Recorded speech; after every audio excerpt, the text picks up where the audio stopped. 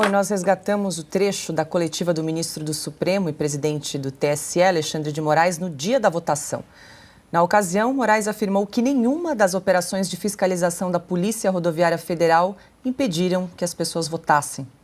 Isso, em alguns casos, retardou a chegada dos eleitores até a sessão eleitoral, mas em nenhum caso impediu os eleitores de chegarem às suas sessões eleitorais. Esses ônibus em nenhum momento retornaram à origem, ou seja, eles prosseguiram até o destino final e os eleitores que estavam sendo transportados votaram. Augusto, quer comentar? Não, eu quero comentar o seguinte, só agora, isso aí me chamou a atenção. O brasileiro agora só vota em trânsito. Eu não vi na minha região nenhum ônibus circulando com eleitores, nem carros eles usam, eles vão a pé votar. Agora, milhões foram impedidos porque tudo agora é com o uso de ônibus financiados por golpistas. E eles sabem em quem vai votar, como foi lembrado aqui. Não, esse aqui tem cara de quem vai votar no Lula, então não pode, ou no Bolsonaro. Eles estão usando critérios que recomendam uma camisa de força, tá? O Brasil está ficando completamente alucinado nesses centros do poder. Porque quando a argumentação desce a esse nível, é porque você quer prender de qualquer maneira. O diretor da Polícia Rodoviária Federal decidindo eleição, mas eu nunca vi isso. Mas você não pode estranhar urnas em que um candidato teve 100% dos votos. Isso é normal. O que não é normal é a Polícia Federal resolver uma eleição, a rodoviária resolveu uma eleição. Isso não existe. Eles nunca viram uma eleição de perto. E mais, quando é que vai acabar essa eleição? Daqui a pouco vamos discutir o quê? O Lula contra o Collor em 1989. O Tribunal Eleitoral não tem nada mais a fazer. E também, lembrando de novo, os mudinhos nomeados pelo Bolsonaro não têm nada a dizer. Eles continuam na plateia em silêncio até quando? Ô Silvio, chama atenção, né, que o mesmo ministro do TSE, que nós vimos aí um trecho da coletiva falando que nenhum caso de nenhuma operação de fiscalização da Polícia Rodoviária impediu que os eleitores votassem no dia das eleições, seja primeiro ou segundo turno, é o mesmo ministro que autorizou a prisão do diretor da Polícia Federal, Silvinei Vasquez. Mais do que um ministro do TSE, é o ministro que presidiu as eleições, né? Paula, vamos lá, em 3 pontos aqui. Primeiro ponto, com base nessa afirmação que resgatamos aqui em vídeo, é possível concluir o seguinte: não houve prejuízo às eleições. Isso deve ser o ponto de partida dessa história. Não houve prejuízo para as eleições. Se ali havia eleitores do presidente Lula, então candidato Lula, eles não foram prejudicados. Isso quem disse foi o presidente do TSE, o ministro Alexandre de Moraes. Está gravado. E ele falou isso em coletiva no mesmo dia, naquele segundo turno. Esse é o primeiro ponto. Não houve o crime, né? Vamos partir daí. E outra, não estamos falando de crime de corrupção, mensalão, petrolão, covidão. Não. Estamos falando sobre uma suposta operação da Polícia Rodoviária Federal, ou seja, o uso da máquina pública para fins eleitorais. Agora, vamos para o segundo ponto. Com base em quê? Porque, ao contrário do que estamos assistindo hoje o dia inteiro, a imprensa tradicional, a velha mídia, dizendo que há uma fartura de provas, tem gente já condenando o Silvinei. Veja, nós lemos, nós temos os documentos. Antes do programa, todos tivemos acesso. O ministro Alexandre de Moraes levantou o sigilo. O que eu encontrei ali foi o seguinte: funcionários da Polícia Rodoviária Federal, subordinados ao Silvinei Vasquez, trocaram ali mensagens sobre reuniões da Polícia Rodoviária para determinar blitz em determinadas regiões do país. Isso é normal. Quem acompanha a eleição sabe que isso é natural. porque é para impedir o voto de cabresto desde que o Brasil é Brasil.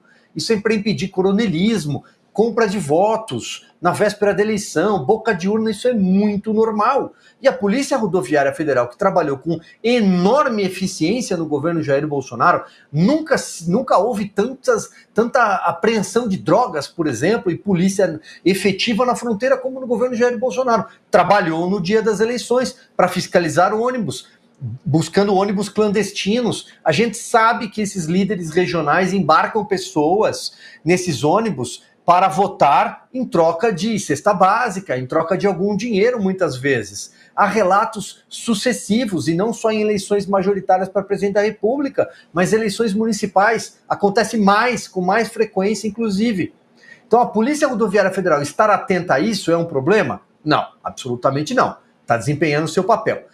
Houve mapas, mapeamento de municípios onde o Lula teve uma votação mais expressiva, isso teria sido feito por funcionários da Polícia Rodoviária Federal. Perderam tempo, porque basta acessar qualquer site noticioso no dia da eleição que você tem esses mapas. Nós fazemos na Revista Oeste, nas organizações A, B e C da velha imprensa também fazem, os jornais trazem isso estampado, os mapas de calor, qual município fulano foi mais votado, em que região o outro teve mais votos, cruzamentos. Isso é trabalho jornalístico, nem precisavam ter feito esse trabalho, bastava recortar e colar o mapa da internet. Bom, terceiro ponto que eu quero tocar, e aí talvez o ponto grave. Paula, prisões preventivas são excepcionais, elas deveriam ser, segundo o artigo 282 e o 302 do Código de Processo Penal. É quando se esgotam outros mecanismos dentro do processo penal, né? Então vou recorrer aqui, Paula, a um trecho da lei, porque é o que nós devemos fazer como jornalistas, citar a lei e não condenar alguém como está acontecendo por aí, tá? Olha só, sobre abuso de prisão preventiva, aliás, algo que era criticado durante a Lava Jato, né? Prisões elásticas demais, acho que a Cris trouxe essa observação, que é sim um atropelo a garantias constitucionais, tá? Então, o parágrafo 6º do artigo 282 do Código de Processo Penal prevê, né? Prisão preventiva só é cabível quando não for possível sua substituição por medidas cautelares. E, neste caso, o Ministério Público foi contra a prisão preventiva do Silvinei. Mas o ministro Alexandre de Moraes autorizou a revelia do Ministério Público, passando por cima, inclusive, da manifestação do Ministério Público. Quando elas devem acontecer? Quando há risco de destruição de provas. E que provas seriam destruídas a essa altura do campeonato, como bem lembrou o Augusto? Nós estamos em agosto, as eleições aconteceram em outubro, quando há risco de fuga. O Silvinei não vai fugir, nunca deu nenhum indício disso, compareceu à CPMI recentemente. E mesmo aqueles que fogem do país, eles são encontrados. Então, ameaça a testemunha. Que testemunha ele iria ameaçar? Ou seja, nesse caso, é mais uma vez o uso da polícia de governo, da polícia política, porque tudo isso partiu da Polícia Federal, que tem dono. O ministro da Justiça já disse, ele comanda a Polícia Federal, é dele, ele coordena a KGB do governo Lula. E encerro, Paula, com o seguinte: o Silvinei é mais uma vítima, mais um preso político, assim como Anderson Torres e assim como Mauro Cid. Por quê? Não tenho procuração alguma para defendê-los. Se ficar provado que eles cometeram crimes, que sejam punidos. Mas até agora o que temos são ilações, conjecturas e recortes de jornais que vão parar em processos, que vão parar em pedidos de busca e apreensão, tá? Mas são presos políticos numa tentativa de fechar o cerco ao presidente Jair Bolsonaro, numa tentativa de que em algum momento, talvez ali, presos durante meses, muito tempo, algum pudesse dizer assim, foi o presidente Jair Bolsonaro que mandou eu fraudar, dar um golpe, e aí, enfim, aí tudo talvez acabasse, né? Cris, eu quero te ouvir a respeito da prisão do ex-diretor da Polícia Rodoviária Federal, mas vou pedir para a produção exibir novamente esse trecho da coletiva do ministro Alexandre de Moraes, que também é presidente do TSE. Isso, em alguns casos, retardou a chegada dos eleitores até a sessão eleitoral, mas em nenhum caso impediu os eleitores de chegarem às suas sessões eleitorais. Esses ônibus em nenhum momento retornaram à origem, ou seja, eles prosseguiram até o destino final e os eleitores que estavam sendo transportados votaram. Acrescento, não aumentou a abstenção. Basta esse dado para provar que não existe nenhum motivo para perseguição movida contra o ex-diretor da Polícia Rodoviária Federal. Pois é, Cris, nesse vídeo o ministro Alexandre de Moraes deixou muito claro, né, que nenhum caso impediu os eleitores de chegarem às sessões, ou seja, não houve prejuízo para as eleições e a justificativa para a prisão de Silvinei Vasquez foi interferência nas eleições, que é complicada a situação. E veja, o depoimento do Silvinei Vasquez à CPMI do 8 de janeiro já trazia dados oficiais do TSE, confirmando isso que o Augusto lembrou agora, que houve menos abstenções no segundo turno no Nordeste do que no primeiro turno. Então, não foi blitz de Polícia Rodoviária Federal que atrapalhou. Se eleitores não votaram, foi porque não queriam votar em nenhum dos candidatos que chegaram ao segundo turno. Ponto final. Agora, eu queria voltar nessa fala do ministro Alexandre de Moraes, aqui abre aspas de novo para ele. Em nenhum caso, ele enfatiza o nenhum. Ele dá uma ênfase em nenhum caso impediu os eleitores, né, as operações da Polícia Rodoviária Federal impediram os eleitores de chegarem às suas sessões eleitorais. Ou seja, não há esse crime que a dona Elisiane Gama e os petistas de carteirinha ficam empurrando goela abaixo da gente desde o dia 30 de outubro. Não houve esse crime. Não tem materialidade. E aí, só para trazer mais dois elementos aqui para nossa reflexão, eu fui até pesquisar melhor sobre prisão preventiva, porque no meu outro comentário eu disse que a prisão preventiva, se não me engano, era 30 dias prorrogáveis por mais 30, eu confundi com um inquérito policial. Tá? O inquérito policial é que precisa ser encerrado em 30 dias prorrogáveis por mais 30. A prisão preventiva, ela realmente não tem prazo definido por lei, mas houve uma mudança grande quando foi aprovado aquele pacote anticrime do então ministro da Justiça, Sérgio Moro, no governo Bolsonaro, em 2019, justamente para tentar impedir esse abuso de autoridade por parte de juízes que esses ministros aí diziam que os juízes da Lava Jato vinham cometendo. E olha as mudanças que aconteceram. Prisão de ofício pelo juiz. Uma das mudanças se refere à decretação da prisão, que agora não admite a decretação de prisão preventiva de ofício pelo juiz. Isso quer dizer que o juiz não pode decretá-la sem que haja uma provocação para tal, ou seja, sem que o Ministério Público peça a prisão, ou se for uma investigação na polícia, que não é o que a gente está vendo, as investigações são todas direto na Corte Suprema, mas aí um delegado poderia pedir a prisão.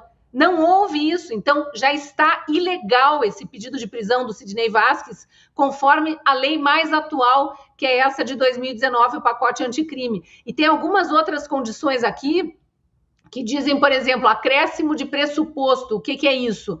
Conforme o artigo 312 do Código Penal, tem que haver perigo da liberdade do agente. Então, a pessoa vai presa, no caso, Silvinei Vasquez, se ele estiver oferecendo perigo para alguém.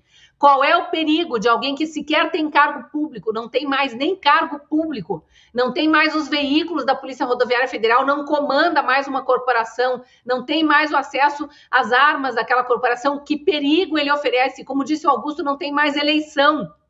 E quem queria já tomou o poder, já está aí. Já está tudo oficializado. E ai de nós questionar, né? Não pode, virou crime no Brasil. E só mais um trechinho aqui dessa mudança que a lei do pacote anticrime trouxe para o caso da prisão preventiva, especificamente no parágrafo 2º desse mesmo artigo 312 do Código de Processo Penal, fala o seguinte: o juiz só poderá decretar a prisão preventiva quando existirem motivos e fundamentos relacionados a fatos novos e contemporâneos, sem haver prejuízo de valor com relação a fatos passados. Qual foi o fato novo e contemporâneo que teve recentemente para provocar a prisão de Silvinei Vasquez? Eu só consigo ver um, que é justamente o timing que eu queria questionar.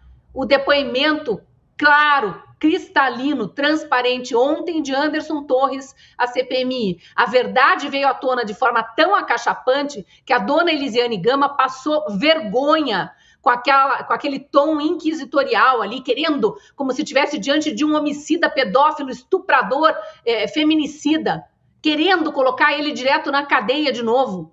Não, ele vem ali e relata exatamente tudo que havia no plano de segurança que não foi executado por quem ficou à frente da segurança pública do Distrito Federal quando ele, por direito próprio, foi curtir as férias com a família. E um monte de outras verdades que foram jogadas na cara de forma muito elegante, muito respeitosa, ao contrário dela, Elisiane Gama, que foi extremamente arrogante ao fazer as perguntas. É o único fato novo que eu consigo ver aqui para trazer agora a Silvinei Vasquez para trás das grades. Não tem fato novo. Então, essa prisão dele especificamente está absolutamente ilegal, conforme o pacote anticrime aprovado em 2019 pelo Congresso.